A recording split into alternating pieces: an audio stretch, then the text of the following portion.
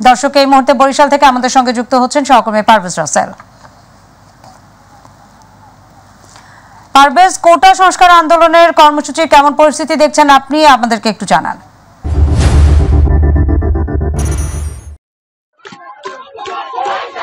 নাদিরা, যেমনটা জানতে চেয়েছেন, আপনি জানেন যে আসলে গোটা দেশের ন্যায় বরিশালের কিন্তু টানা কয়েকদিন থেকেই এই ছাত্রদের যে আন্দোলন, কোঠা বিরোধী আন্দোলন, ছাত্ররা যে অতিরিক্ত কোঠা বা তাদের কোঠা বিরোধের যে এই বিভিন্ন সময় দাবি দফা বা সারা দেশে আন্দোলনরত শিক্ষার্থীদের উপর সশস্ত্র ছাত্রলীগের নারকীয় হামলা ও প্রধানমন্ত্রীর বক্তব্য প্রত্যাহার এবং এক দফা দাবিতে কয়েকদিন ধরে কিন্তু বরিশাল বিশ্ববিদ্যালয়ের পাশাপাশি বরিশালের সকল কলেজগুলো একত্রতা প্রকাশ করে কিন্তু আজ এই মুহূর্তে বরিশাল কেন্দ্রীয় নতুল্লাবাদ বাস টার্মিনাল এলাকায় তারা একত্রিত হয়েছেন এবং তারা সকল ডিপার্টমেন্টের শিক্ষার্থী এসেছেন। তাদের একটাই দাবি, তারা আন্দোলন করতে এসেছে কোঠা না মেধা, সেই মেধার মূল্যায়ন তারা চাচ্ছে। তারা চাচ্ছে না রাজপথে এসে তাদেরকে রাজাকার হবে এমন যে তাদের নাম দেওয়া হয়েছে সেটা প্রতিবাদ করেছে। ঢাকা বিশ্ববিদ্যালয়ে যেসব শিক্ষার্থীদের আহত করা হয়েছে বা যারা নিহত হয়েছে তাদের হত্যার সঠিক বিচার তারা দাবি করছেন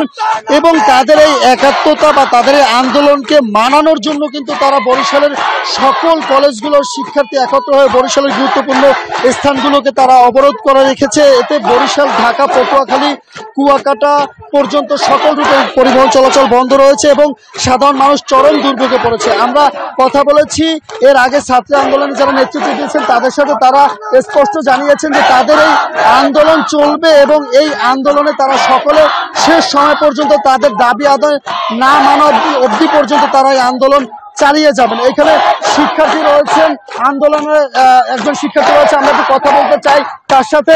যে আমরা তো জানি অনেকদিন ধরে এই আন্দোলনের সাথে আছেন, এই আন্দোলনের সবশেষ কি দাবি রয়েছে আপনাদের? আমাদের দাবি একটাই, আমাদের দাবি একটাই, আমরা কোঠা প্রথাটি বাতিল করতে চাই এবং আমাদের ঢাকা বিশ্ববিদ্যালয় এবং আমাদের সিনিয়র ভাইয়া এবং আপুরা আছে তাদের সুষ্ঠু বিচার চাই। আমাদের আন্দোলন করা আমাদের নাগরিক, আমরা সেই হিসেবে আমাদের অধিকার। আমরা এর জবাব চাই, আমাদের উপর কেন হামলা হয়েছে, কেন আমাদেরকে কেন রাজাকার বলে দাবি করা হয়েছে, আমরা এর বিচার চাই, আমরা এর সুষ্ঠু বিচার চাই। এই আন্দোলন মানা না হলে কতদিন পর্যন্ত আপনাদের এই অবরোধ চলবে? যতদিন না আমাদের দাবি মানা হবে ততদিন পর্যন্ত চলবে, আমরা চলমান থাকবে। আমাদের কোনো রাত নাই, দিন নাই, বৃষ্টি নাই, আমরা এই অবরোধ চলমান রাখবো। তাদেরা যেমনটা জানাচ্ছিলেন, এই শিক্ষার্থী আন্দোলনরত, তাদের দাবি একটাই যে যতক্ষণ অবধি পর্যন্ত তাদের দাবি মানা কোনোভাবে না হবে ততক্ষণ অবধি পর্যন্ত তারা এই আন্দোলন চালিয়ে যেতে চায়। সব মিলিয়ে কিন্তু বরিশাল একটা বিপর্যয়ের মধ্যে যাচ্ছে এবং মানুষের কিন্তু দুর্ভোগ হচ্ছে চরমে। একে একে শুধু আজকে বিএম কলেজই নয়, এদের পাশে হাতেমারি কলেজ তাদের একাত্মতা প্রকাশ করেছে, অমৃতলাল মহাবিদ্যালয় তাদের সাথে একাত্মতা প্রকাশ করেছে। সকল শিক্ষার্থী কিন্তু আজকে রাজপথে নেমেছে। তো আপাতত এই রয়েছে বরিশাল থেকে আমার কাছে ছাত্র কোঠা বিরোধী আন্দোলনের যতটুকু তথ্য ছিল। নাদিরা, পারভেজ, আপনাকে ধন্যবাদ।